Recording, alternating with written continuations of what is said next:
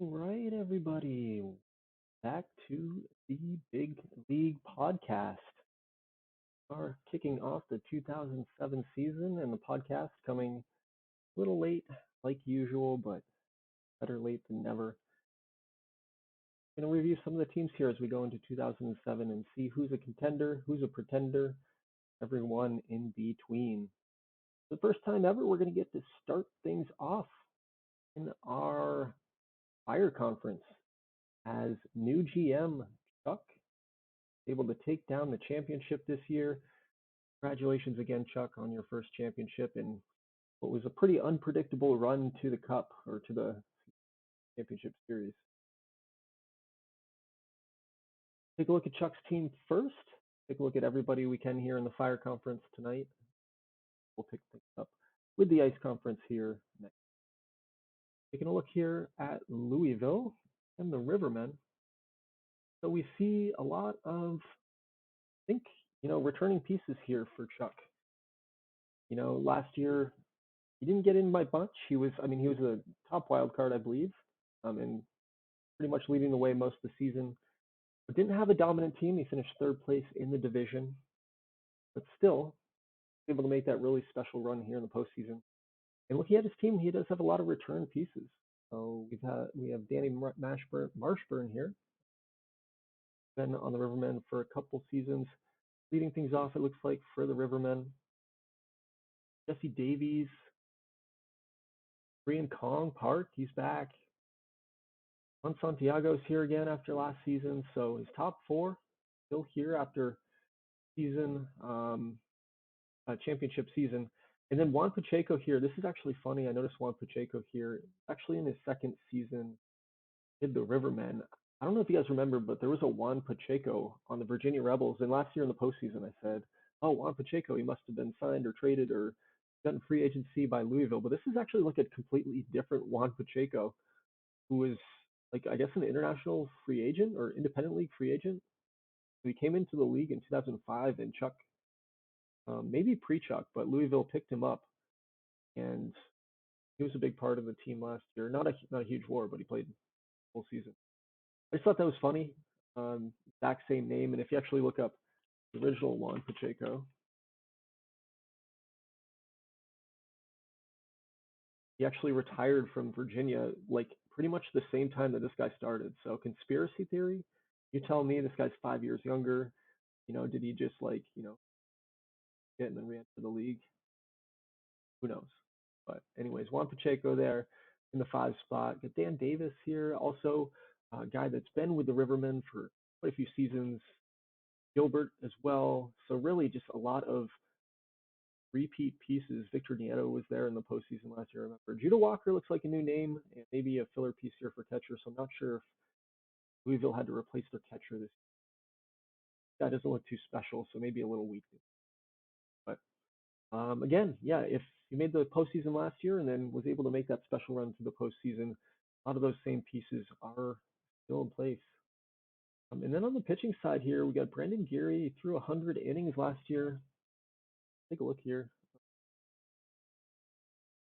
Yeah, it looks like, I don't know, he was injured. I mean, he was healthy most of the season, so looks like it was his rookie year. So rookie last year, Brandon Geary coming back and leading this rotation right now. It looks like a bunch of journeymen. There's nothing really deep here in the rotation. A lot of young guys, but no one here that's like a real ace or even a real two, it looks like. I mean, maybe you could say Brandon Geary once he develops here, be a number two. But the rotation not looking too strong for Chuck and the Rivermen right now. The bullpen does look okay, I think. Again, there's some mid-level pieces here, but I don't know. I kind of like some of these guys. Dave Sheets, obviously, there's some better closers out there, but I think get it done. He's a pitcher I like. On, I don't know. So definitely kind of a weaker pitching staff. I think his lineup might be what he's relying on if he's going to repeat this year back to the postseason.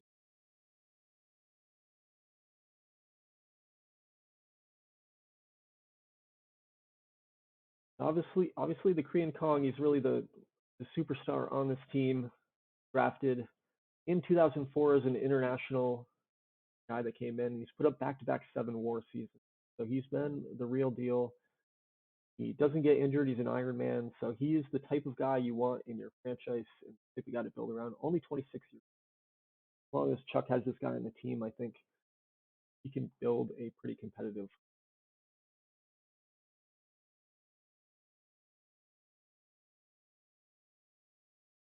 Looking at the system here, Chuck does have quite a few top 20 or top 500 prospects, about 21 of them. Few interesting looking guys here, although they look like they are still. Well, Pete Robinson's pretty young, but Walt Rivera's coming along here, so 40 out of 75. See what he's got going on. Stamina and hold runners. I mean, not the most important stats, but those can definitely help. 4 good pitches here. He pitched pretty good in what looks like it was Double-A last year. So we will see what the future holds for Walt Rivera, who's looks like maybe in. Well, I haven't pulled exports yet for tonight, but Double-A and Double-A start tonight. But looks like he's in the minor leagues to start the season. Probably a good call since he's only 40 or something. Other pieces that are coming up here. Not a terrible system for the Rivermen. Only some things to work. Well, and looking at his team here, again, Park getting the monster contract out of international free agency. We thought that was kind of crazy when it was first signed, but when you have a championship, and those decisions become justified. So that was Miles, previous GM, who ended up signing Park. He's been fantastic. Juan Pacheco, who we just mentioned, doppelganger.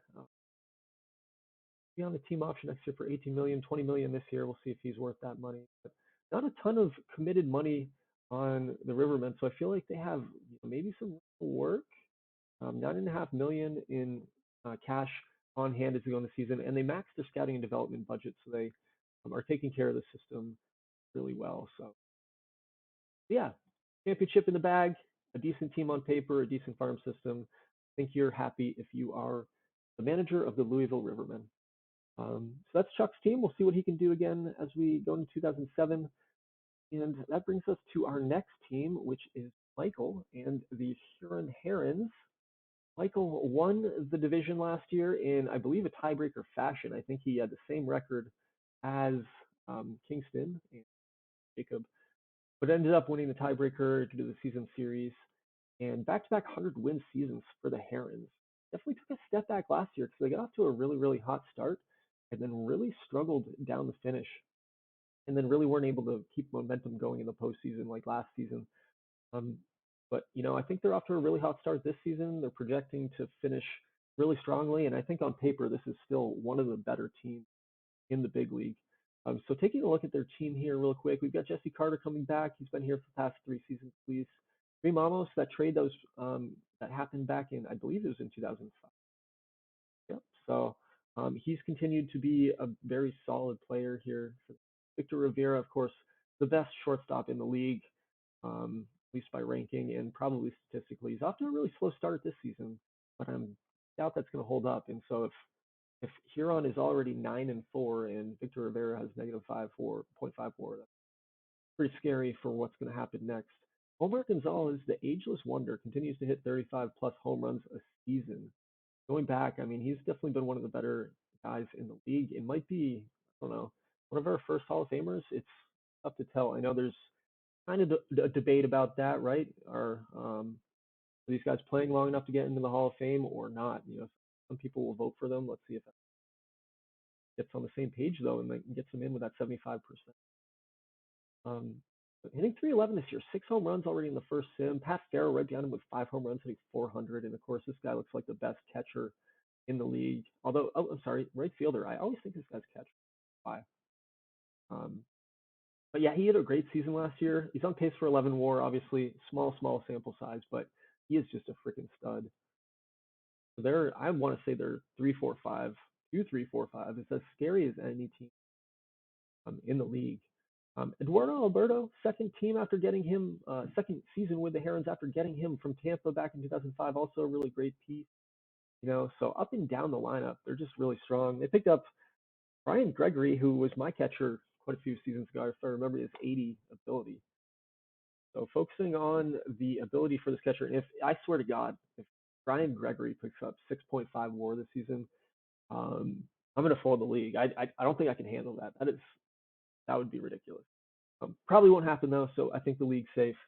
Um, but yeah, Huron has a fantastic team on paper on offense, and the pitching is really good as well. Like this team was just loaded with prospects when Michael took over, and he's traded a bunch, and he's really developed a pretty strong team. I actually think his starting lineup is a little weak. It looks like Plinio Lerfield's taking a dev hit here. Um, yeah, I mean he was really a top guy. He's 34 years old, so it's not so surprising. He's locked up for 21 million this year and next, so that's an expensive 50 rated pitcher. DJ De La Cruz pretty average here. 4 month injury for Brian Oli right out of the gate, so gonna have to find a replacement pitcher here. But I like Johnson and I like Morales. I think they're both really nice young pieces. So it looks like Johnson's really struggled with his role though, huh? Struggled this year, but even last year wasn't super impressive. So see what he can do this year. Maybe have a bounce back season compared to last year. It's off to a slow start. And then if we look at the bullpen here, again, he's got some really top end pieces. I feel like maybe one of the better bullpens in the Fire Conference. These are all like, I mean, this is like any of these five guys would have been the best pitcher on Chuck's team. So looking at Ryan Sweater, he's off to again like kind of just a shaky start, but I think his bullpen's going to be one of the best in the league. And his pitching already through the first 2 weeks has been pretty top notch. Yeah, I think again Huron's going to be a super dangerous team, probably a playoff team. Without really serious injuries would have to happen or something crazy for them not to make. Looking at their system, let's see how much is left. I know they depleted a lot to get here, right? Right? Yeah, they have. So they went from the top system in the league to, just a handful of top prospects now. And of course, there can be depth down here that we're not looking at. You never know who's going to pop up. But in terms of top of their order, Jason Anthony, who I think is going to be really liked this guy in the draft. He's their top prospect. Looks like Jason Dwyer could be good again someday too, but he has not pitched very well so far in the minor leagues. So he might dev down. We'll see. We'll see. So Michael's definitely in his window right now, I think. Win now mode for Huron. We'll see if they can get some momentum this year towards the end of the season and then carry that through the postseason and make a run at things after coming up just short in 2005. So all right, that brings us to our next team, and that is Jacob and the Kingston Frontenacs. And I think the lesson from Kingston's season last year is careful what you wish for, because he finally got those postseason wins and then got reverse swept out of the postseason. So just still no luck for this franchise in terms of making a deep playoff run. But one thing Jacob's done is consistently put a really good team on the field.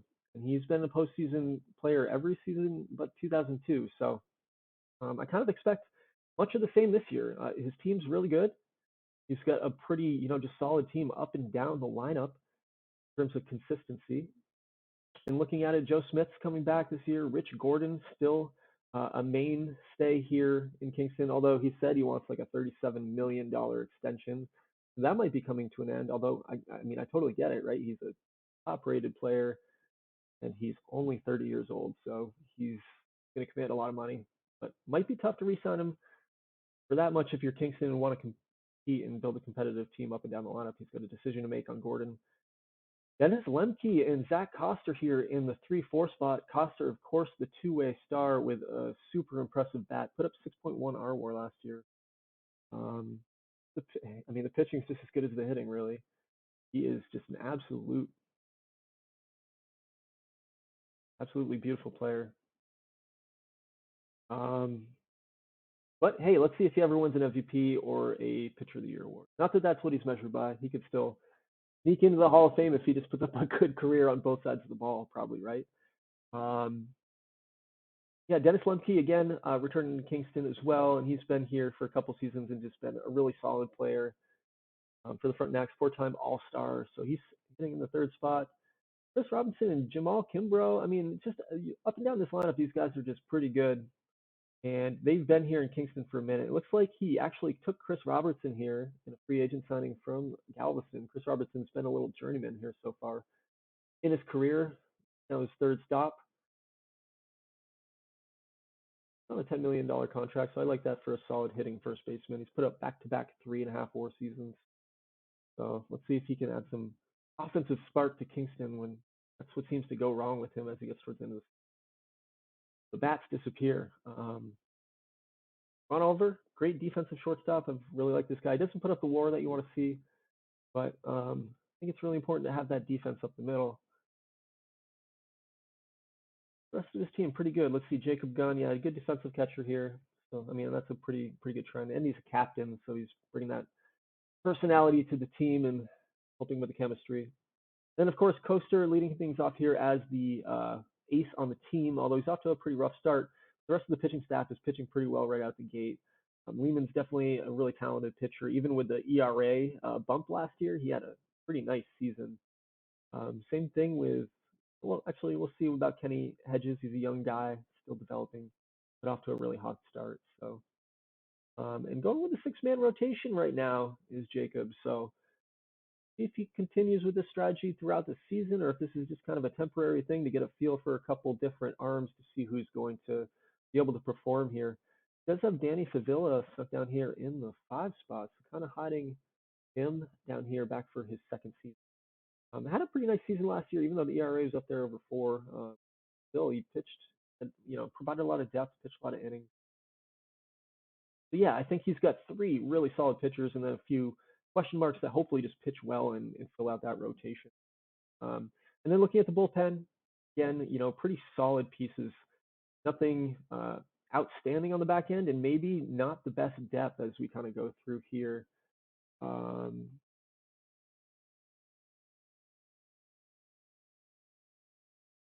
See the bullpen. Yeah, so his bullpen could use some arms, it looks like. Obviously, not a ton of depth here.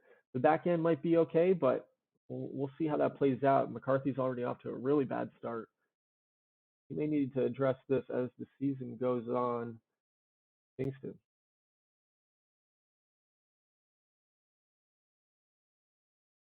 And he does have a lot of money to spend, so he has some wiggle room to improve his team even more.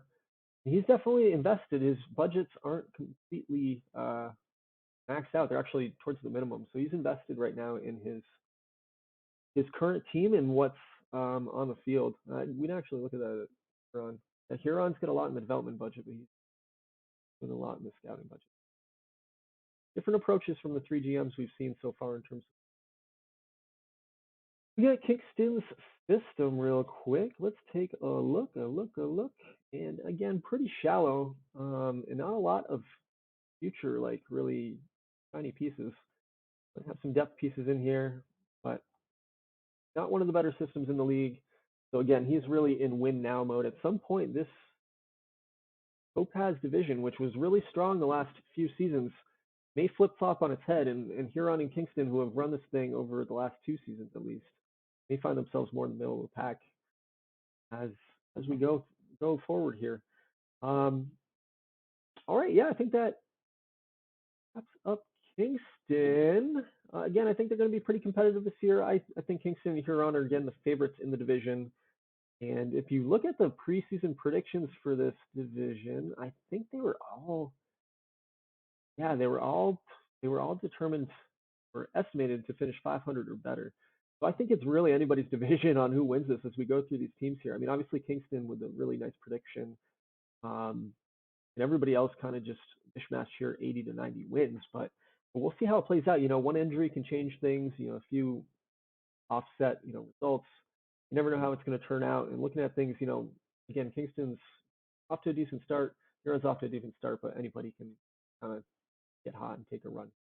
So looking at the next team in the division, again, I think Louisville finished 3rd with the wild card, and then our 4th wild card was a sneak attack by the Virginia Rebels, if I'm remembering correctly. They were always lingering throughout the whole season. Andrew was right on the edge of competing here. But then at the last minute, Indy collapsed and Virginia snuck in, and so Andrew was back in the postseason for another season, and that is pretty good results for him. He's now made the postseason 3 straight years, and I believe he joined right before 2004. So Virginia historically has now been in, I think, 5 of 6 seasons. I'll have to go back and check that. I think 5, 6 seasons, but last year was definitely unexpected. And then I believe they even got a playoff win because they lost in the divisional championship series. They may have been the team to reverse sweep Kingston. I'm not remembering, but yeah, Virginia. I think they are always a kind of a scary team that you don't know what's going to happen. I'll be honest, I don't know who added players and who dropped players here over the offseason. I didn't get a chance to catch a look at that, but it looks like Virginia did go out and sign Phil Crawhorn this season. He was there towards the end of free agency. 41 years old, but the dude is still mashing. Um, so we'll see if he can produce here. Virginia's budgets, he's got some cash to float with as well. But he has his development budget maxed out, and he's got taking a look at his team here real quick.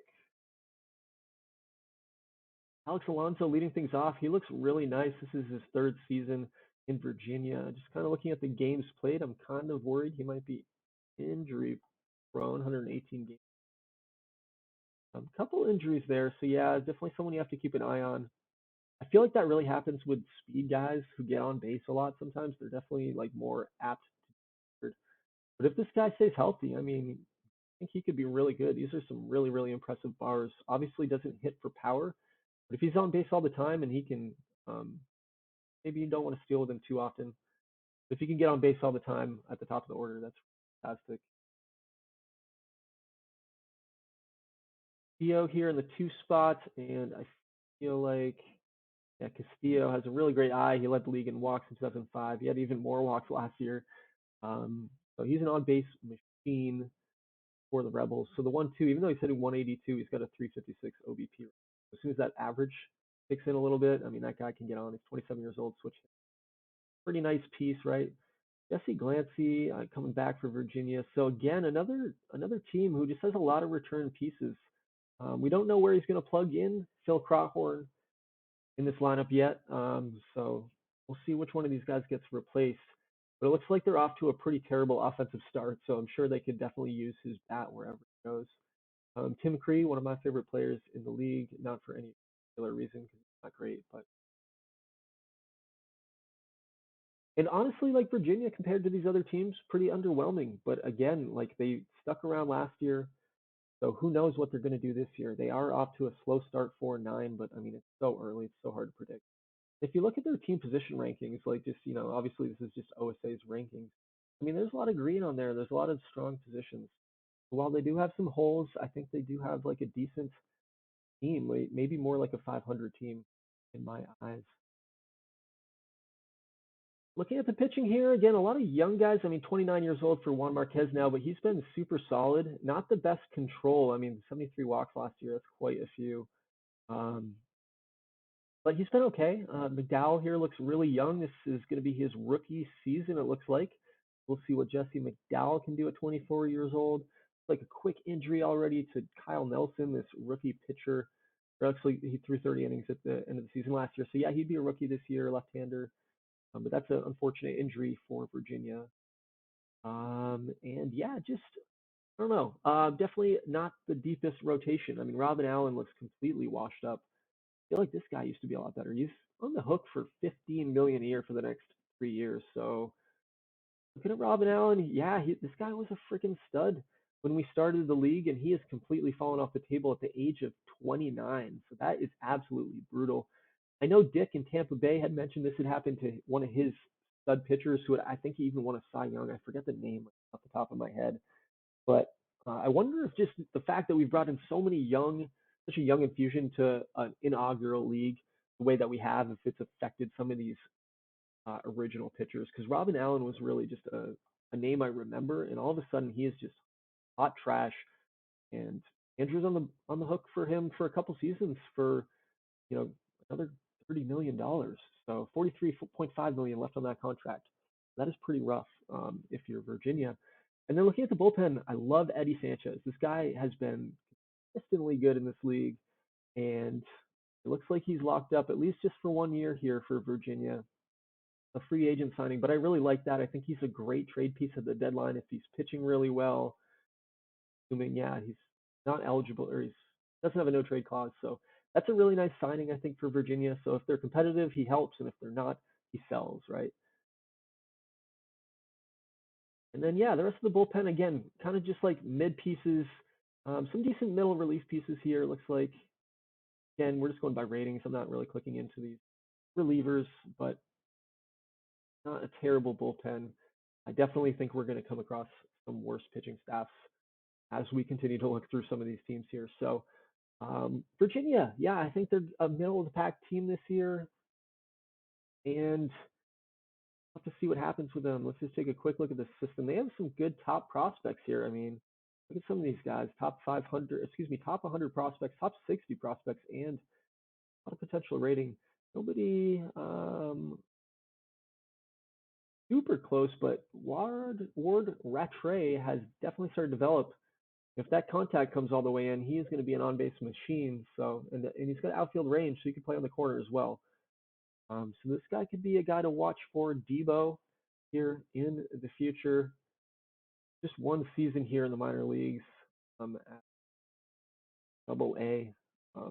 Yeah, looks like he's the closest thing to ready, but there's some other nice pieces here who are really young. Not guarantees to come through, but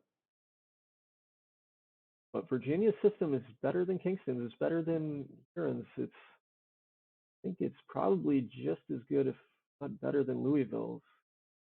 So future's bright for Virginia as they move forward. So let's go on to the next team. I think we've spent enough time looking at the Rebels.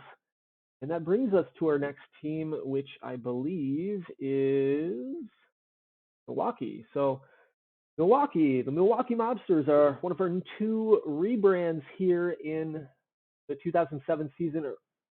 Originally the Indianapolis Predators, and Bob has paid his toll. He's been here for 3 seasons, so he gets to relocate the franchise, and he's chosen Milwaukee. So we'll see if that can change their luck. So far, not off to a great start to the season at 3-10, and I don't know what his intentions are. I'm not sure if he plans to compete here. I should probably open the opening day announcements that you guys all provided here help guide me. But let's take a look at Milwaukee.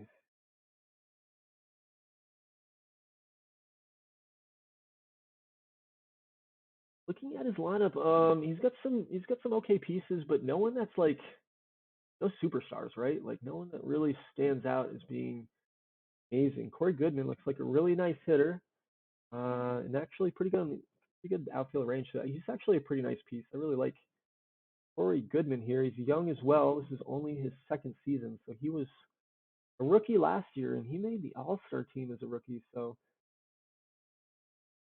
nice piece. Todd Graham is one of the better shortstops in the league here. He's off to an injury start, unfortunately, and it looks like he's been pretty healthy. He's got a few scratches, but he hasn't been hurt. It looks like he's definitely struggled with the bat so far this year. We'll see if he can turn things around and be a top guy for Milwaukee. Oh, excuse me, that was last year's. That was preseason. We'll see what he can do at shortstop. So I think the pitching is really where Milwaukee shines a little bit more so than the lineup. So his lineup's going to struggle, I think, this year. We'll see if that holds him back from having a competitive team. Again, if we look at the predictions, everybody in this division was predicted to finish above 500, with St. Louis, I think, finishing right at 500. So nice pieces here, I guess. Adam Schmidt, he looks pretty nice as well, actually. Like this is his second full season. Again, looking at injury history, but no, he was just a part-time player last year. It looks like 70 into the starting lineup this year. Whittington's a name I recognize. Paul Jekka. Guy's an interesting cleanup guy. Like he's a really great outfielder. Not so special with the bat, so I'm not sure why he's in the cleanup spot right now. Yeah, looking at the rotation looks really nice, I think. at least a lot deeper than some of the other teams here in the league. John Floor's off to a really bad start. I mean, a 9.92 ERA, even though he's got a 23-6 strikeout to walk ratio. Kind of odd, but I mean, consistently puts up 200 innings and is just really a solid piece that Bob can rely on here. John Cross as well. He's off to a nice start, and Jeremy Pear. I do like all these guys. I think they, again, the control on Pear, I really think that's awesome. Even though his movement's a little low and he's a fly ball pitcher, he might give up some home runs. And actually, yeah, he led the league in giving up home runs here in 2005, and he gave up more last year. That's definitely a liability, but I do like a guy with this kind of control. Cross is a lot of nice pitches here. Arneson's off to a rough start. It looks like he might be in his first, maybe full season. He may be a rookie, only 41 innings pitched for Indy last year. So, see what he can do on the team.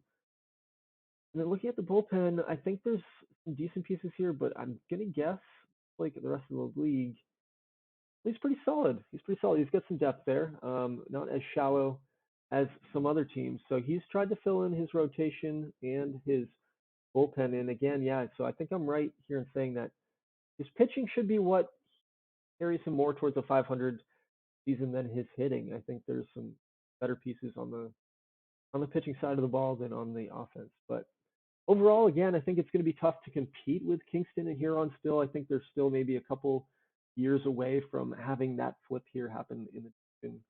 But and off to a 3-10 start, so they're gonna have to get out of a hole. But we'll see what we can do as we move forward. Quick look at the system, then we'll go on to the next team here.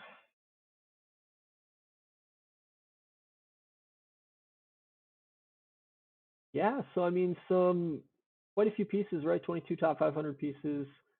A lot of green there in terms of potential. Like Dave Wallace is really close here in AAA.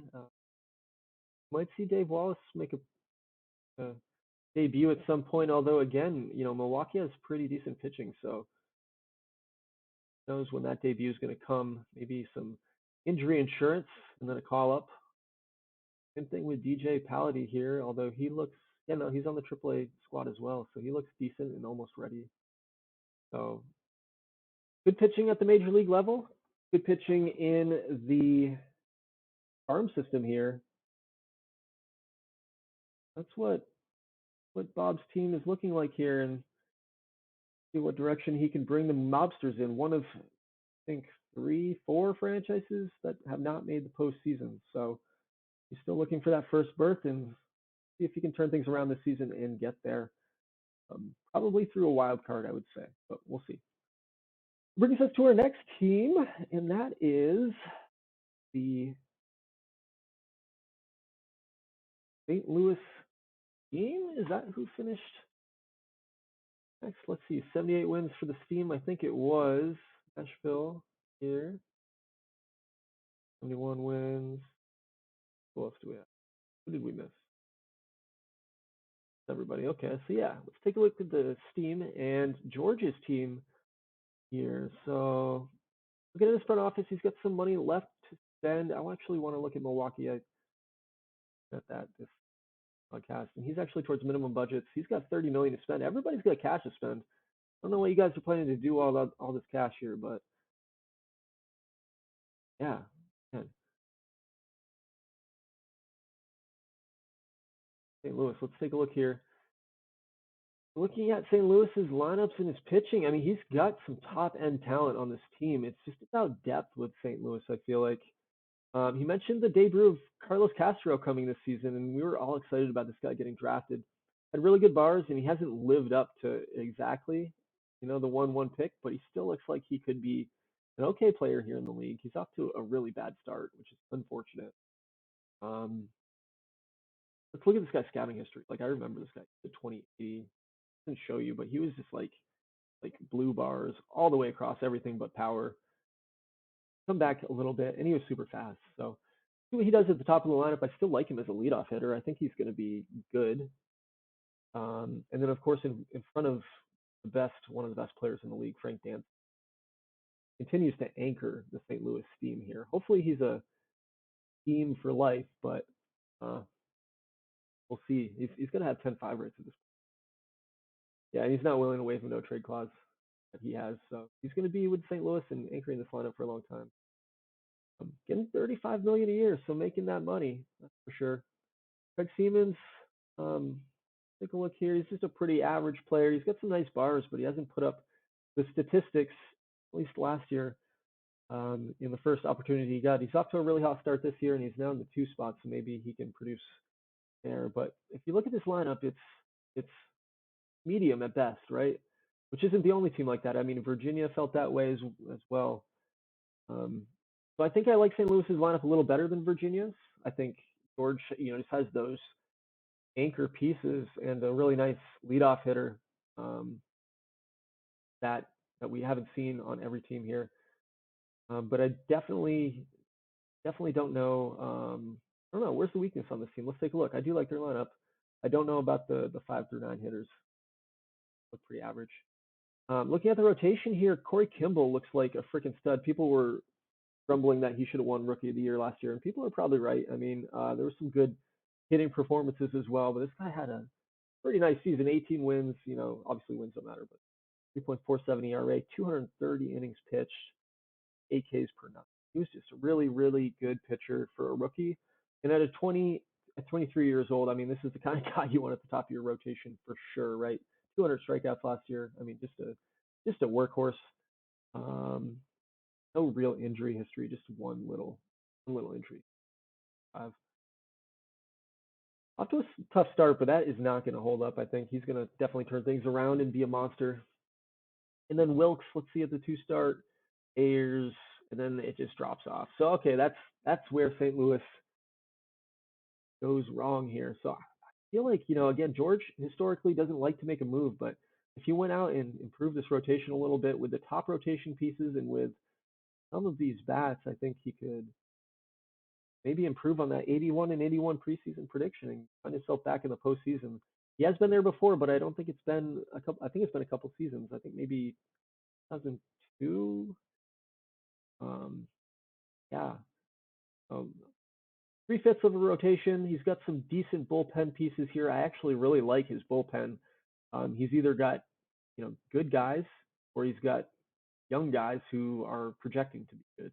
So hopefully these young guys can learn from the vets and kind of uh, um, keep up the good bullpen work here moving forward in St. Louis, so to say. They're definitely off to a bad start here so far, but again, I don't think that's going to hold up. These guys are pretty. You never know when they start to lose things, though. 32 years old. In 28, you don't expect him to fall off yet. So this 23, so he's one of the young guys. Yeah, so yeah, St. Louis, I think they can be competitive. Again, I think everybody's going to be pretty close in this division this year, according to the predictions. And I'm just going to be a wuss and believe the predictions. I have no idea what's going to happen, really. Looking at his system, again, he's got some depth here. He's got quite a few pieces. If you look up and down his system, a few decent top end pieces. Nobody's close on this team. They're all really, really young, so they could dev down. They could make that next step. Landon Trice, I guess he looks kind of close. He's a pitcher here who would definitely help the back of that rotation. I'm not sure how long he plans to hold him down in AAA, but this is definitely better than his 4 or 5 starter right now. So maybe if he's in contention as we get partway through the season, he thinks about bringing up Landon Trice to help buffer that starting rotation. But that's George's team. That's the St. Louis Steam. And that brings us to our last team here in the Topaz. That is the Nashville Blues. Cody's team has struggled the last few seasons. He has made the playoffs back again quite a few seasons ago, and he's been rebuilding ever since. Did take a step forward last year, improved his win total by a good 12 games, and again this year he's projected to finish above 500. So he's moving in the right direction. Haven't really looked at what he's done though, so let's take a look at what's changed here on Cody's team. He's off to a hot start offensively, you can see that. And it's not with the long ball. He just likes to. These guys like to hit. He's got the ageless wonder Jason Gartz here, only 36 years young. He's off to a nice start here in the 3 spot. John Bartlett in the 4 spot. And John Bartlett's been on Nashville for quite a few seasons now. Yep, this is his fifth season, and he's been kind of a disappointment in terms of the WAR that he puts up, but he's still a really nice bat. Only problem is that avoid K is at 30, right? He strikes out so much, led the league in 2005 in strikeouts. Last year, he really reined that in and had probably his nicest season yet as Nashville Blues, but questionable piece. He's on the last year of his contract, so we'll see if he gets extended by Cody or if he walks at the end of this season. Seth Thomas leading things off. I really love Seth Thomas. This is his basically his rookie year. He came up at the end of the season last year. The best personality, right? But if he has 80 contact and 80 gap power and get on base all the time and actually hits for okay power, I mean that's a pretty dangerous combo that this guy has here. So Seth Thomas, 24 years old. We'll see if he can turn into a superstar for Cody. And the rest of the lineup, I mean, there's some okay pieces. Again, this is just kind of some mid pieces, I would say. Um, Nunez, the shortstop, he's not the greatest arm. Probably can't play shortstop. If you're asking me, I don't think anybody with 50 arm should be in this position. Because if you do, he's probably going to be bad. But we'll see how that plays out. Actually, he's got a positive zone rating through 11 games. So what the fuck do I know? Played pretty well. Campos, I don't know why you have this guy on your team. Although again, he's played okay through 10 games, but man, no catcher ability, no catcher arm, very fucking average. So I don't know. He's got 4 home runs, like, so he's apparently the best offensive player on the Blues so far. So you don't change what's working, I suppose. But I would monitor, maybe the bottom of that rotation, or excuse me, the bottom of the order. To make sure things are staying kosher there if you do want to stay above 500. And looking at the rotation, nothing special here. No one that really stands out. And the top is bad and the bottom is worse. Like there's really not a lot of talent in this rotation. I mean, this guy's not even a starter. He's disruptive. Um, I don't know why you'd want Tom Lemieux on your team. I would get rid of this guy personally. But again, there's not a lot of replacements out there. Pitching is pretty shallow. Steve Aaron here. This guy's not bad. He's got a lot of pitches, at least, right? Hertzler, and 3 pitches, which is kind of tough. Guy's a fucking dick as well. Really bad work ethic. So if I were to pick a team to finish on the bottom of this division this year, I think it would again be Cody's team here. Because I think the starting rotation is so important. Like I don't think you can get away with Tom Lemieux as your 1 or Chris Hartzler as your 3. That's just really, really tough. So even though these guys are rated lower, I mean, I like their pitches more. I think they have more potential than other 2 guys. And then looking at the bullpen here, I mean, the back end, there are a few pieces. I'm going to guess depth is an issue here as well, though. It looks like it is. There's a lot of undesirables, we'll call them, undesirables at the bottom of this rotation that might hold you back in games of depth. So yeah, that is Cody's team. Let's take a look at his system here real quick. That will wrap up the Topaz division. We'll take a quick break. We pause before going on to the Ruby division. And so he's got some really nice top end pieces. Like, look at this. He's got 4 guys in the top 30 right now. So he's drafted really well. He's been towards the top of the draft, so it's good, right? Like this guy was what, a 3rd rounder, and he's the 14th overall pick. So big props, Cody, on finding this guy in the 3rd round. Hopefully everybody's taking a look at Jeremy Ellis here. Again, he's early. Who knows what's going to happen? But I mean, if he's projecting that nicely and you got him in the 3rd round, that is an absolutely fantastic pickup. Dave Minty here, I remember that name, went 5th overall, so he the top 20 prospect. Yanez went 8th overall. So yeah, I mean your top picks have hit. 1st overall, so this is the 1-1 Xavier Davis. But yeah, I mean he's been a bad team for several years, and he's turned that into some top prospects. And hopefully, when these guys continue to develop, they don't have any setbacks, he's able to really compete in this division here. So, all right, that's Cody's team. And if I'm ranking you guys this year, I'm here alone, so I'm going to do it on my own. I'm going to say that our 1st place team is Kingston. I think they are going to sneak up and take that title back this year. Number 2, I do have Huron. At number 3, looking at these teams, man, that's really tough for me. I'm gonna have to give it to Louisville just because he's returning a lot of pieces and he made a nice run last year. But um, it wouldn't surprise me. I think if St. Louis went up and snuck that title around, I think St. Louis is my 4. Number 5, I have Virginia.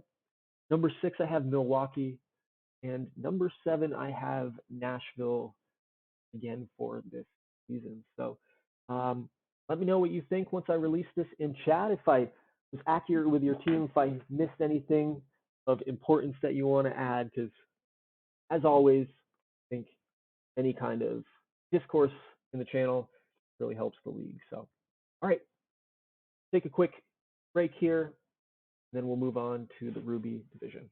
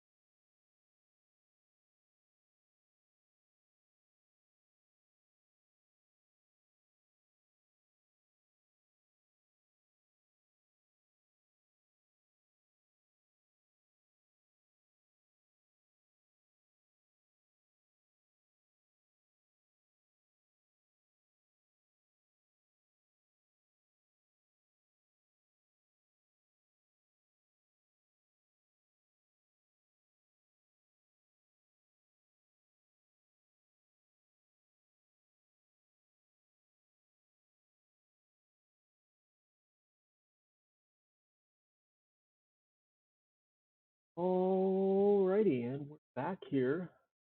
The Ruby division.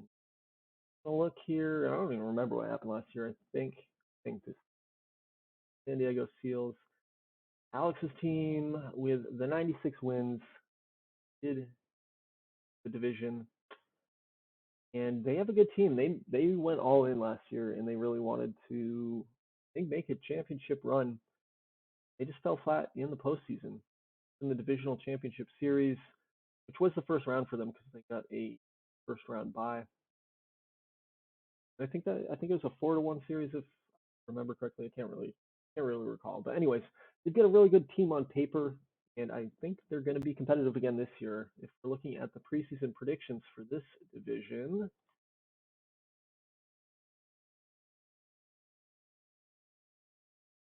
they are predicted to win it all, just by a game over Kane, but can. Oh God, I hate pronunciations. But over the Sasquatches, game over them, and obviously that can very much change throughout the season with such a close prediction. Find this team real quick. Taking a look at the Seals this year, they do have some of the top position or top rated position players in the league. Glenn Marks is an absolutely fantastic catcher. Oh, where is he? Him in the lineup. Glenn Marks on the bench to Ching here. Ching's a good defensive catcher. He's really bad offensively. Looks like he's getting the start right now. Glenn Marks on the bench. I don't know if I agree with that. We'll see what plan is for San Diego with those guys, but that's confusing to me. I don't know. Am I wrong here? Let me look at Marks again. Marks is really good on offense, and that's really good catcher compared to the other dude. But anyways, Mike Wilson's on this team, and this was an acquisition from Golden State a couple seasons ago. MVP caliber player Mike Wilson, 7.7 WAR last year, and actually won the MVP back in 2003. So absolute stud in this league, and he's only 31 years old, so he's still got quite a few good seasons left, most likely. Had a great career so far, though. Yeah, Mike Wilson in the leadoff spot for looking at Jim Green, obviously probably one of the best hitters in the entire league. Had an off season a little bit last year, and an off season for him was 4.7 WAR. So see what he can do this year, if he's going to continue to trend old man direction, or if he's going to turn to his MVP status this season. And he is locked up for 30 million a year for the 3 seasons. Alex is really hoping for MVP status moving forward. Bill Bryce, another trade acquisition from Fort Collins. This was Fort Collins is one of their best players. I feel like this happened several years ago, back in 2004. So I feel like there's been like a monster trade every single season by the Seals. Bill Bryce was 2004. They had Jim Green last year. They had Mike Wilson 2005. So every season he goes out there and tries to add a big piece, get over the hump, and it just, again, it hasn't worked so far. But I think he is going to get another opportunity this season, if I had to guess, looking at this team. Todd Vela here, let's see. He's a young guy. He is a rookie this season. He looks really nice. 73 ranked prospect in the league before the call up here. I mean, he has contact and his gap power is already at 70. Say he shouldn't be called up. He definitely looks like he's ready. I'm not sure if he's going to be a great third baseman. That's not a very those aren't very great defensive ratings. He may be more destined to be a first baseman, but he is a captain as well, it looks like. So he's got that great clubhouse personality, leadership guy who's young and ready to kind of take on that next generation. Then we've got Brumleaf. He was kind of the rookie sensation of the Seals a few years ago, but he really hasn't panned out to be a very good player. I think a lot of expectation for this guy when he came into the league, and he's just popped. But he is there, and he's plugging a hole. He's got decent bars, so I think what really maybe holds him back is defense. Not terrible defensively. He's below average. Not the best defensive ratings, and yeah, I mean his offense isn't great, right? 13 homers, 15.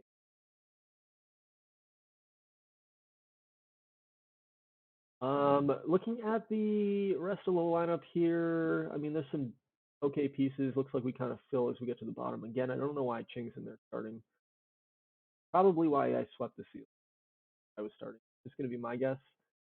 Everybody else has their theories, but that's my theory. Zach Corwin here, really great defensive shortstop, but again, I don't know if you can get away with that arm long term. Again, I'm proven wrong because 1.6 zone rating so far on, and historically, I don't know. We'll see. Yeah, he's been good. Crazy. I don't get it. I thought arm was super important. Shortstops, maybe it's just range and error. Those are the two, or double play. Maybe arm's not important if you can. I don't know. Someone else comment in the chat at some point. Let me know what you think about shortstops. What's the most important? Looking at the pitching. Pitching is really good. Craig Robinette, one of the best pitchers in the league. Perennial Cy Young candidate and actually back-to-back pitcher of the year winner here in the Fire Conference. So very good, and he's only 26 years old. He's definitely an ace. Joe Butts is looking like an ace. I mean, this guy is also really, really sexy looking. Jealous of this guy. He's only 24 years old. His nickname is Mac. Put that out every time because I love it. The name of my cat, in case anybody's now you know. Luis Martinez. I mean, not a bad three guy. Like again, looking at the bottom of this lineup, Nick Schneider's your five. You know, these guys aren't studs, but way better than the bottom of the rotations of some of the teams we saw over in the past. So definitely really deep in pitching here. So and the bullpen's okay as well. Pedro Padilla has been absolutely terrible ever since joining the Seals. Actually, I take that back. He wasn't terrible down the stretch last year. He's been terrible this season, and I think if you look at his postseason, he was not bad. He pitched an inning, so I don't know. My brother Alex was complaining about him, so I thought he was worse, but he hasn't been. So, correction, Pedro Padilla has been just fine. He's going to be just fine. 34 years old. Might be towards the end as he's approaching 35, but he's still okay. Because, yeah, I mean, I think the bullpen looks serviceable. Not too many junk pieces here. If these guys can put up good seasons, then this bullpen performed pretty well, I think. So yeah, he's got some top end offensive pieces. He's got some top end pitching pieces. He should be a top team, I think, this year. And we'll see what happens moving forward with the Seals. Looking at their system real quick, they aren't super deep, but they have some nice pieces at the very top. Adam Cowles, and Adam Cowles doesn't look like he's that far away, to be honest. 40 of 80 here, so another freaking ace starting pitcher in the Seals system. I hate to see it. Number 9 rated prospect. So if he has Cowles and Robinette and Joe Butts, look out for the Diego Seals in the next few years. Jose Renfigo, this guy's Rengifo is just starting to develop, but he was the 1-1 overall back in 2003, so this guy could turn into an absolute monster as well. I think at least 2, maybe 3 seasons before we see him in the TBL, but yeah, some really great top end pieces here for the Seals. So yeah, I think they're going to be good. They're off to a average start, but it's early. So on to the next team here. I think that is the Spokane Sasquatches and Chris's team.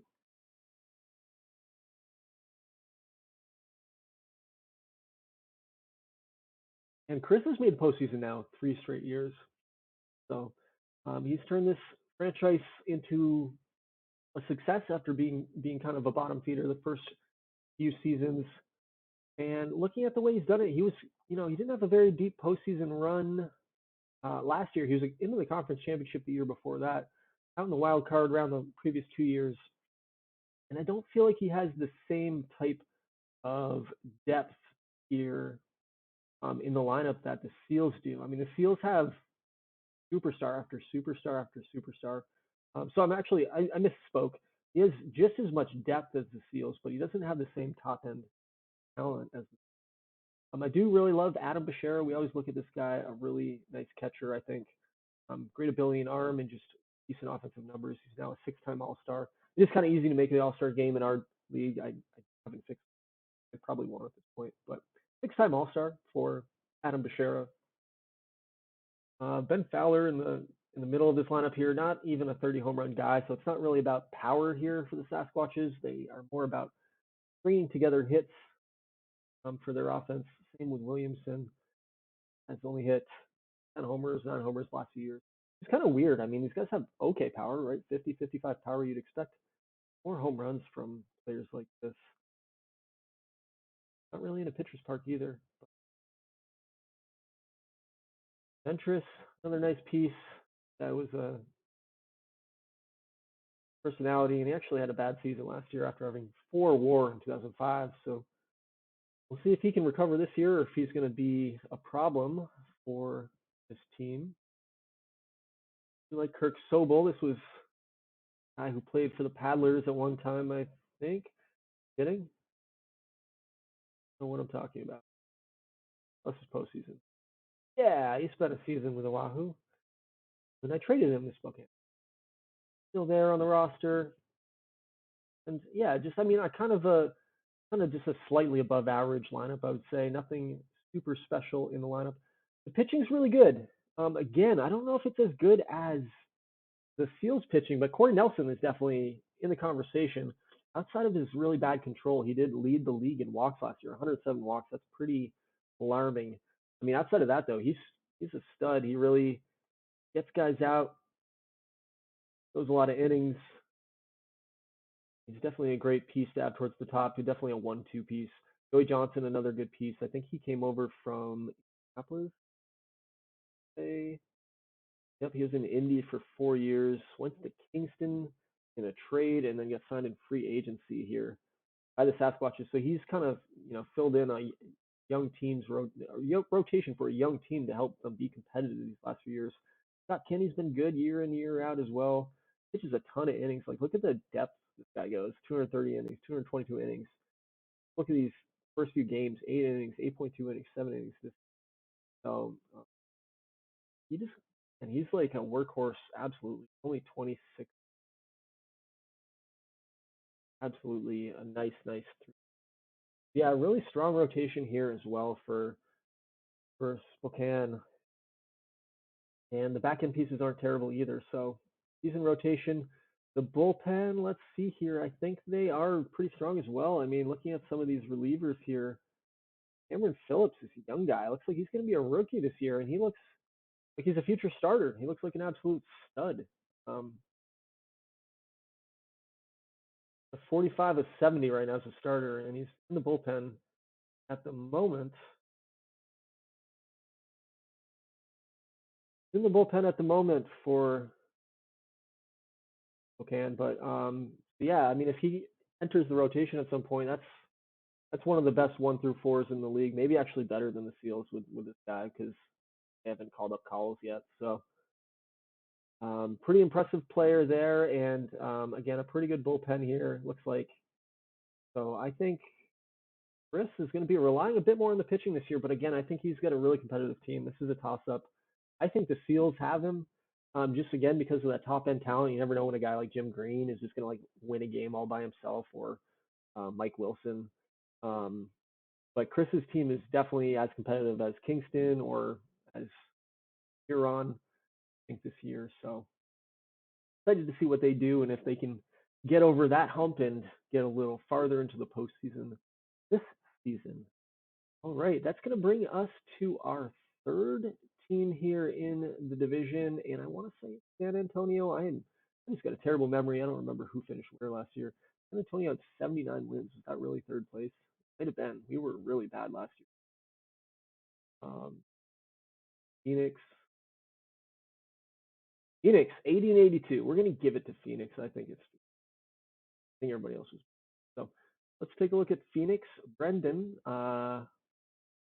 perennial playoff contender, finally got held back last year. I think for the second time he missed the postseason at 80 and 82. But he's always putting a competitive team on the field, and he's all about. Before we move on, I'm actually going to take a look at Spokane's system here real quick. Oh yeah, he's got some nice pieces. I'm glad we took a look real quick. Phillips, who is in the majors now, we were just talking about him. JJ June looks pretty good for third baseman here. Yeah, nice bars, offensively and defensively. And guys really close. Bill Pedler here, a pitcher. It looks like he's actually on the team already as well. So super young team and a lot of guys. Mike Marino is on the team. You look 1, 2, 3. He's got 5 prospects on the team this year. So he might have the youngest team in the league, 6 prospects. My goodness. But his system's going to look a little more depleted after this season. But hey, they're here, they're ready, and this might be. I mean, that might be enough to make them competitive with the Seals. So I keep going back and forth on which of these two teams win this division. All right, back to Brendan, back to Phoenix. And let's just start here since we are here. I know Phoenix, one of the things he's notorious about is trading away his draft picks and he's got a super shallow system. So it's definitely about winning now. And if it's not going to be a competitive season for him this year, you better start flipping those assets ASAP to start rebuilding this system, or it's going to be a long, dark time at the bottom of the division. Chris Morgan, the only kind of bright spot that might develop here at some point, but nothing special about him yet. And he's only a first baseman, so definitely not something you can build your organization around. Looking at Phoenix's current team, they do have still some of those superstar pieces that could make them competitive this year, at least for a wild card, if not the division title. Mark Berry, one of my favorite pieces here, and maybe a future Hall of Famer at 36 years old. Not only a great bat, but if you look, actually, yeah, sorry, Platinum Stick Awards. I thought those were the Gold Gloves. So a great bat. Let's just put it that way. Absolutely offensive machine. So 36 home runs last year at the age 35. So a really great player, and he's off to a hot start again this year.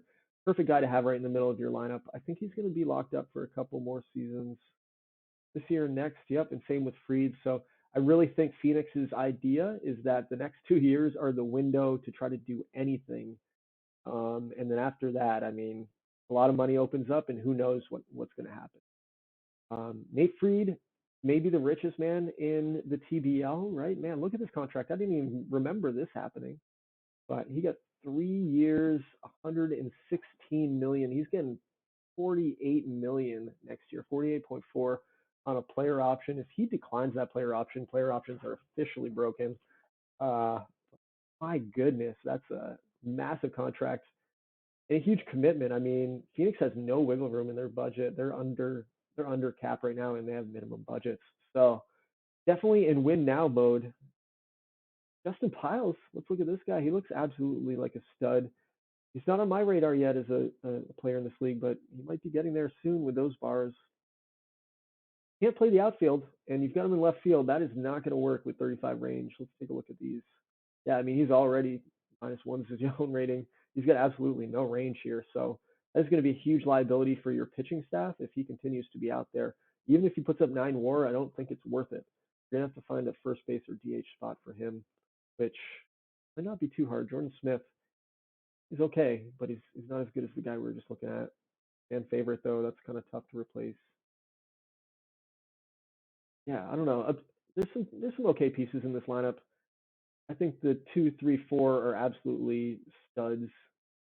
Mauricio is actually a stud too. I mean, this is the guy that came over from Nashville in a trade, and he's definitely declined. I mean, he's starting to go in the wrong direction, but 33 years old, he could definitely do some damage. Still former MVP in 2002. A terrible guy to have at the bottom. He's locked up for 2 more seasons. So again, a lot of these big contracts on the books for 2 seasons. And then it's just look at the difference: 209 million down to 125, down to 20 million on the books. So Phoenix is going to be completely liberated in a couple seasons, but right now they are committed to the roster that they have. That is for sure. Taking a look at the pitching staff, pretty mid-range pitching staff, I would say. No one really spectacular here, and the bottom is just terrible. He did mention he's got 3 injured pitchers already. Maybe one of them was right 3 weeks on Danny Espinosa. Mike Anderson out for 9 months.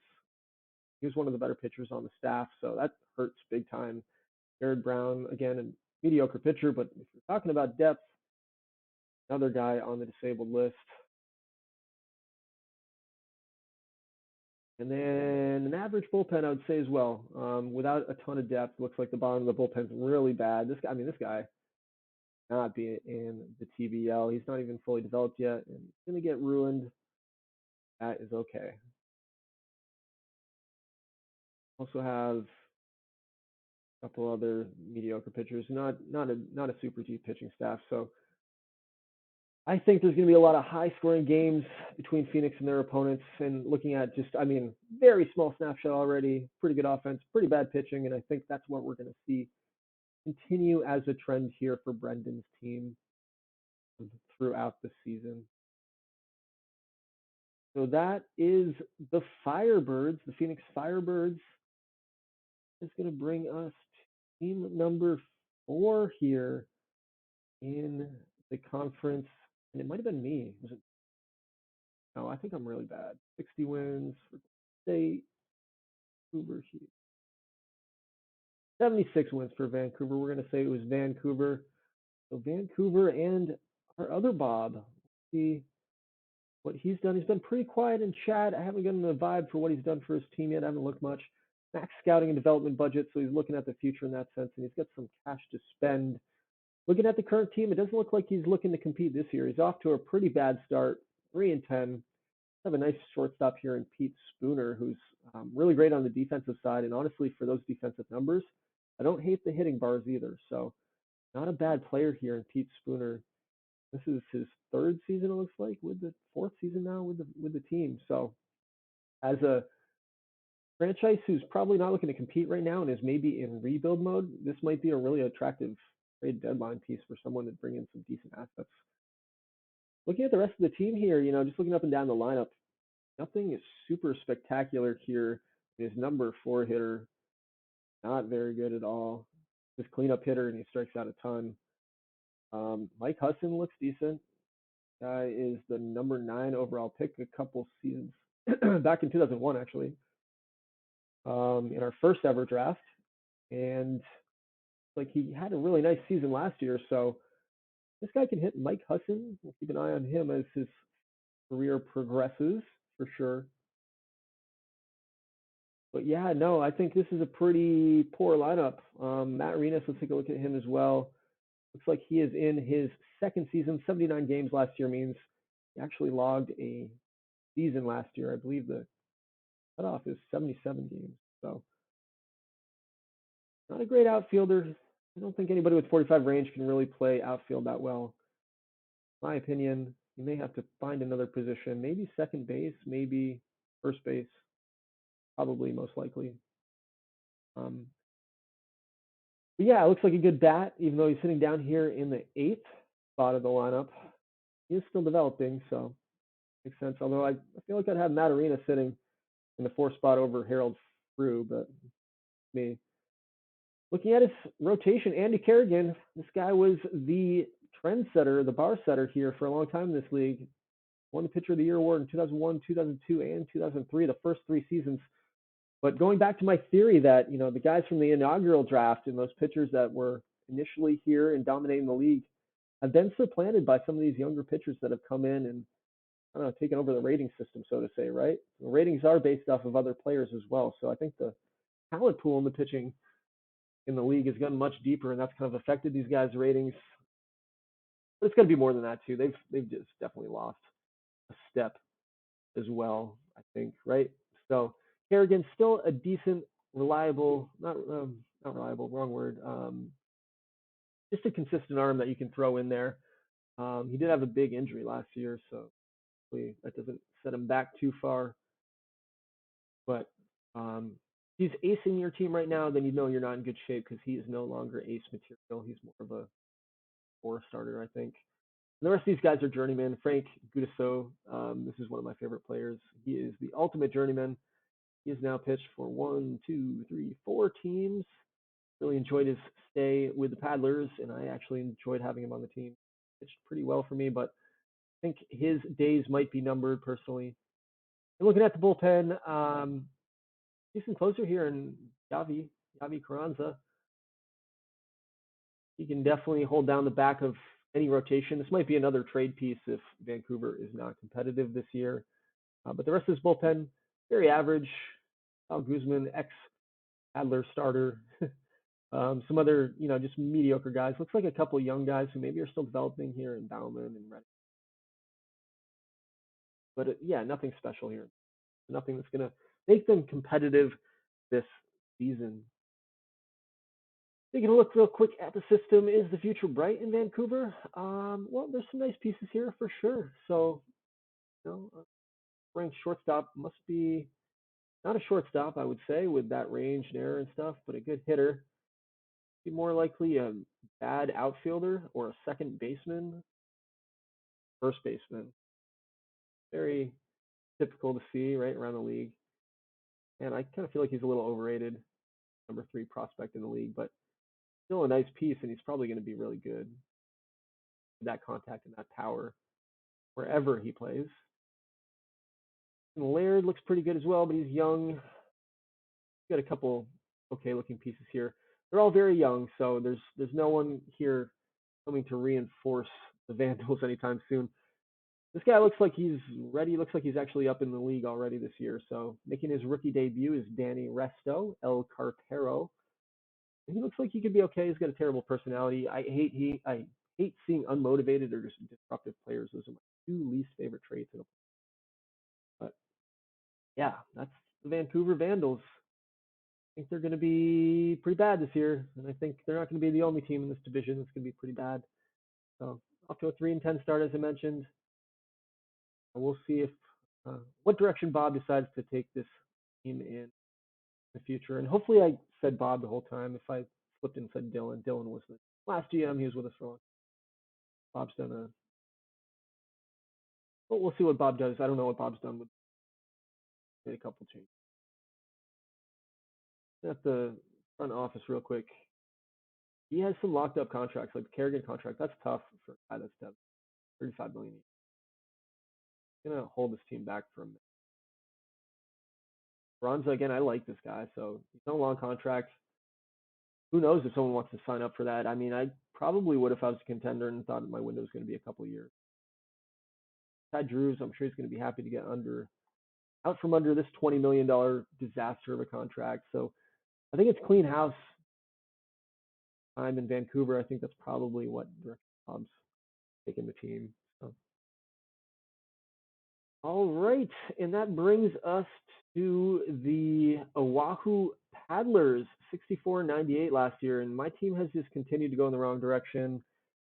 Pretty much intentional at this point, as you know, I tried to sell Blackwell this year. What a flop that was, as he rejected that trade due to 10-5 rights. This guy who's played, we've only existed for 5 seasons, and apparently he has 10 major league service years. But hey, I can only blame myself for that one. So that is what it is. He's off to a really bad start. I hope he picks it up and has a nice season. Outside of that, I have a few people I would talk towards. I guess Nate Tester, definitely on the decline, and he's pretty much a first baseman DH at this point. He used to be a catcher, and that made him really valuable, but he is no longer at that position. So he's really just kind of a mediocre player, and the end of his career is certainly coming. David City, I've really enjoyed this guy's career. He's been a consistent, like 3-WAR player for me, 2 to 3-WAR player for me over a couple seasons. Struggled last year, and I think again he might be coming towards the end as he's devved down a little bit. But I like finding mid guys like this, like 45, 50 rated guys, who end up putting up nice seasons over and over again. Like finding like a diamond in the dust or whatever, a hidden gem. Bill McLean, I like this guy as well, but he hasn't been fantastic. He's been okay, 3.3 WAR, 2.2 WAR, pretty middle guy, but his bars are decent. If we had a little better eye, I think. Mills is off to a really hot start, just a journeyman. Going to be a nobody, pretty sure. Yeah, I've got a pretty empty team. I did pick up a defensive catcher this year just because, hey, if I'm going to suck, I might as well try to develop the pitching or support the pitching a little bit because there's no one in this lineup that I really care about. And of course, I did go out and sign Ricardo Box, and this was just kind of to be a dick, to be honest. I just wanted Ricardo Box, and I'm not in a competitive window, and I'm sure so many teams could have used him more than I could have. But I like him, so I paid for him, and no one else did. So sucks to be you guys. 8.3 WAR last year. I'm pretty sure he finally won his first MVP. Although I contest, he should have won MVP in 2002. I know someone had more WAR than him, but my goodness, guys, he had 58. He had 220. He was so good that season. He got robbed. So, anyways, Ricardo Box is an absolute stud, and now he's a paddler. So once he gets healthy, I'm gonna have Fox and I'm gonna have Blackwell, and it is gonna be fantastic. And I'm gonna be a bad team because that's all there is on this team. If you look at my rotation, maybe one of the worst rotations we've looked at so far tonight. I mean, my freaking ace is Alex Washington. Nobody good here. Chad Illig, I had so much promise for, but he is not great, and he gets injured a lot. So it's only a matter of time before we see his name pop up on the injured list, in my opinion. The bullpen, I do like Roland Rodriguez, and he's probably going to be trade bait at some point for someone looking to bolster their bullpen. But outside of that, cupboard is empty. These guys are bad, bad, bad, bad. Tim Meow maybe has a little bit something left in the tank, but everybody else is bad, and I am not going to be competitive this year. Austin Ridley looks okay, but much like Illig, injured all the time, never going to be healthy. Javier Hame, beautiful bars, captain, injured all the time, never going to be healthy. I have the Chris Hanna freaking lineup of pitchers, the Chris Hanna Institute of whatever. I don't know. All my guys come from Chris Hanna's school of how to stay healthy. Um, Looking at the paddlers, gosh, let's hope I have someone in my system that's good, right? Because it is bleak right now. Or hey, Valenzuela is coming along here. He is a second baseman, so not the most valuable position, but he's got okay offensive bars and he's done really well in the minor leagues. So I'm pretty optimistic that he's going to be able to play a part on my team here in the future. And then I do have a lot of really young guys who haven't developed yet. Not a ton of top 500 guys, but I do have a lot of green and a lot of blue here. Of course, my scout. This guy's running through my system super quick, so he'll be okay. We'll see. I mean, he was just drafted last season, so insane that he's already where he is. Um, but yeah, I mean, I'm so far away with most of my prospects here, so I'm gonna be shitty this year. I'm gonna be shitty next year. Probably gonna be shitty the year after that, and then maybe there's a glimmer of hope horizon. But unfortunate to see my brother Alex and my friend Chris competing. My team is a freaking dumpster. How did it come to this? All right, on to the final team here in the Ruby division, and that is the Golden State Captains. So we have a new GM here in Golden State, and that is Johnny. Johnny is a friend of Jacob over in Kingston, so we're happy to have Johnny here in the league, and he's been super active since he joined, which is always great. And hitting all the exports, seen him in chat a couple times, which is fantastic. And he is going to have to be patient because his team is not good. As we remember, Golden State did have a nice run like 2002, 3, 4, where they made the postseason. And I think even got to the championship game one year, but or maybe not. Maybe they won the division one year. I don't know if they got to the championship game. But yeah, they have a really bad team right now. I mean, maybe the worst team in the Fire Conference if I had to pick one. Rick Lavassiere here looks like he's projecting to be a good catcher. He has some decent offensive numbers. He's disruptive, and man, would I hate to have that in my catcher position personally. Because he's got to work with all the pitchers, right? So that's a shitty person to have as a disruptive player. Who knows if the game actually works that way? I'm projecting, but I'm gonna say it does. Um, and Jesse DeVole, definitely a decent looking prospect here who had really nice numbers in the minor leagues. He came up for just 20 games last year, played pretty well. He's been playing really well through his first 13 games this season, so he might be the real deal. The number 67 prospect in the league right now. And he's got a really, really good personality. So obviously the only thing that sucks about Jesse here is his position. He's a first base DH. And of course, they are bountiful in the league here. But not a bad guy, and I actually don't hate Albert Pregene either. Um, I don't know how I feel about him, to be honest. You know, a guy with not great contact and that strikes out a lot is such a liability. I think sometimes, like, man, those runners in scoring positions moments when, like, you just leave guys stranded because of a strikeout or something. Led the league in strikeouts last year, so definitely a concern, I think, for the captains. Not somebody who really want to build a team. And their lineup is really, really shallow. Not a lot of skill here up and down the lineup. Ryan Grantham, I think he was a paddler last year. Yeah, he played on my team and didn't play very well, and now he's not playing very well on captains. So not a great lineup. Looking at the rotation, also not great. Definitely just a lot of underwhelming talent. Looks like Jonathan Simpson might be the only kind of shining star here in the rotation. He doesn't throw super hard, but he does have 5 nice pitches. And he is, he's been in the league for a couple of years. It looks like he's actually been, oh, what's going on here? Let's see. A deeper look. just the 9 games in 2023, maybe his rookie year. Last year didn't pitch much. Has this guy been injured? Like to look for injuries. Ooh, yeah. This guy's got no future. Jonathan Simpson is clearly a wrecked pitcher, and it's all the same body part. This guy is so doomed. I'm sorry, Johnny.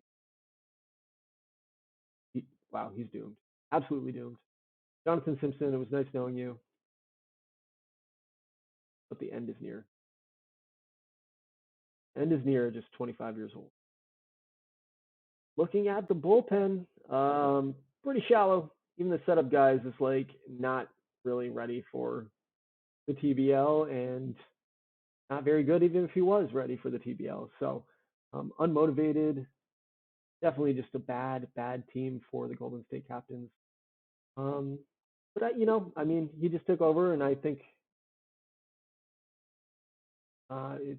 it's okay. There's a lot of flexibility and room to be able to turn things around, especially with some of the players on here. I mean, I think again, Lavasora could go, Cole could go in a trade that could bring in some assets and really continue to flip the script, so to say. Looking at the system, not the deepest system, but there are some really nice pieces here that could project into some really serious big league. No one's really ready, so I don't think we really have any idea if any of these guys will really pan out. But some hope, I think, at least. It's not a barren cupboard like some of the other systems that we've looked at, like Phoenix, like Kingston. Like there's definitely some prospects. All right, I think that wraps up the Ruby division. Let me just check here, make sure I didn't miss anybody. I did. I missed San Antonio. That's terrible. So we're going to go out of order for UK. I apologize, but at least I didn't miss you completely because that would have been completely embarrassing. But San Antonio is off to a really nice start this season, 9-4, and they really took on a strong push last season as well. They finished with 79 wins, but they were like 2-20 at one point to start the season, something really horrible like that. And then towards the end of the year, he just won more and more to a point where he made kind of like a sniff. I don't think ever really a competitive push, but like kind of a sniff at the wild card spot, right? Looking at his team this year, Jeremy Andrews here in the 3 spot coming back, and he's been pretty good for this team. Put up 4 WAR last season, really his first breakout season after an okay rookie year, and basing really good so far this year. Obviously super early, but guys, good contact, good gap, good avoid Ks, and one of the fastest guys in the league. So if he can stay healthy, which he is looking like maybe a scroll guy with a lot of day-to-day injuries, fortunately, not anything that's knocked him out yet. But if he can stay healthy, I think he can be one of the better leadoff hitters here or the league. He's hitting 3rd right now, so different plans for him from K at the moment. And that makes sense, I guess. Hitting leadoff is Jan Buish here, who's super quick. Well, TJ Hightower's got some speed. He's got a really fast lineup. Norm Soto, of course, this guy has been kind of the rock here in San Antonio since we started the league. Had a little bit of a down year last year compared to some of his previous seasons, but still was not terrible. And he still looks really good. He looks like he can mash 35 plus home runs again this season. And then looking at the bottom of the lineup, that's, much like you see with most teams, a bit top heavy. There's some okay pieces here. He's got a decent catcher, nothing special. Good defensive shortstop here in Juan Solis. But again, this guy really couldn't cut it last year as a player, and he's in the starting rotation. So see if that hurts San Antonio's team this year. Looking at the pitching, Terrence Mason has been an absolute stud the last few seasons. He was the pitcher of the year in 2004, of course. He did kind of take a step back last year, 5.1 ERA. I wonder if that had anything to do with the defense, the 350 beep. Definitely hoping to recover from that, I think, this year, and he's off to a much better start, at least, to get things going. So Terrence Mason, the ace of the Chilis Picantes. And then the rest of the lineup is okay, or the rotation is okay. There's just, some kind of mid pieces here as well. Looks like Mickey Stevens is still developing. He's got the 3 pitches here. Going to be in his second season with San Antonio. At the lefty, second lefty in the rotation, in Adam Carter. So he's rocking 2 lefties here with Terrence Mason. Looking at the bullpen, I've never heard of Barry Pup here. 42 innings as a rookie last year, and this guy looks pretty good for a bullpen piece. He's got 2 strong pitches and a changeup that'll never be anything, but he's got really, really nice bars. It's good hold runners, which I think is somewhat important for back into the bullpen. Outside of that, again, just a pretty medium bullpen in terms of ratings.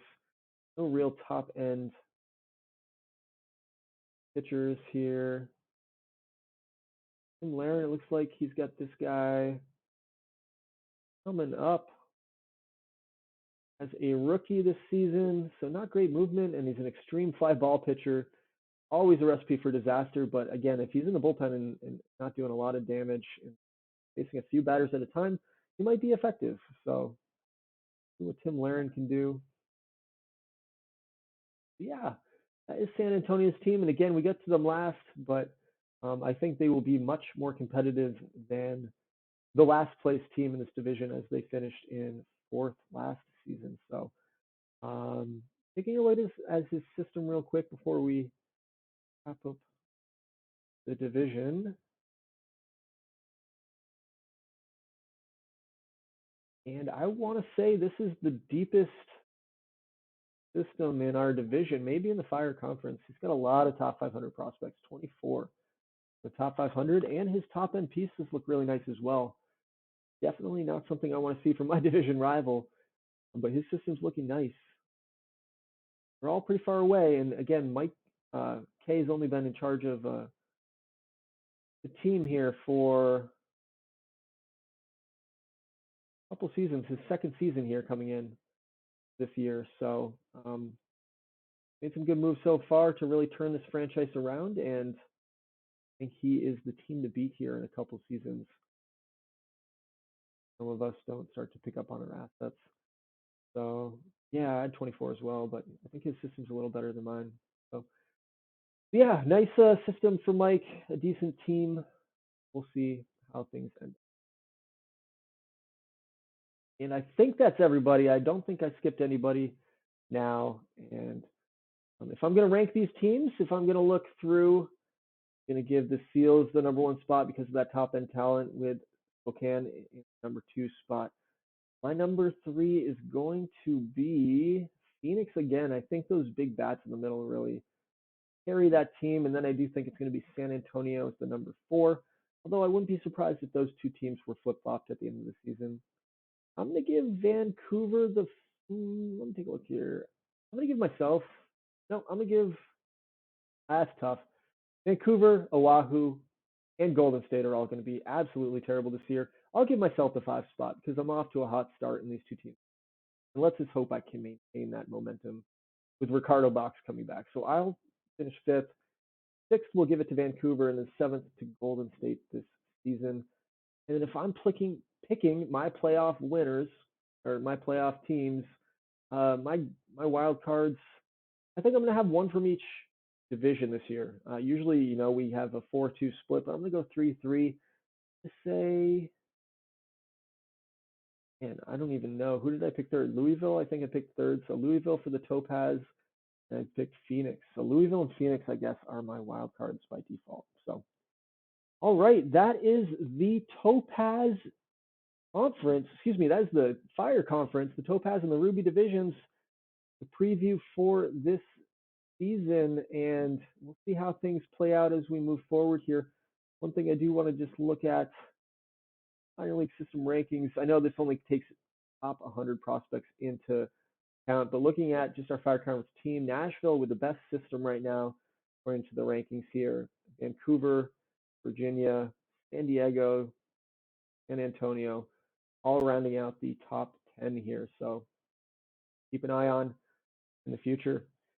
All right, that is the end of the podcast. I will come back with some ice conference coverage, hopefully here tomorrow night or sometime in the future. Who knows? And good luck this Season.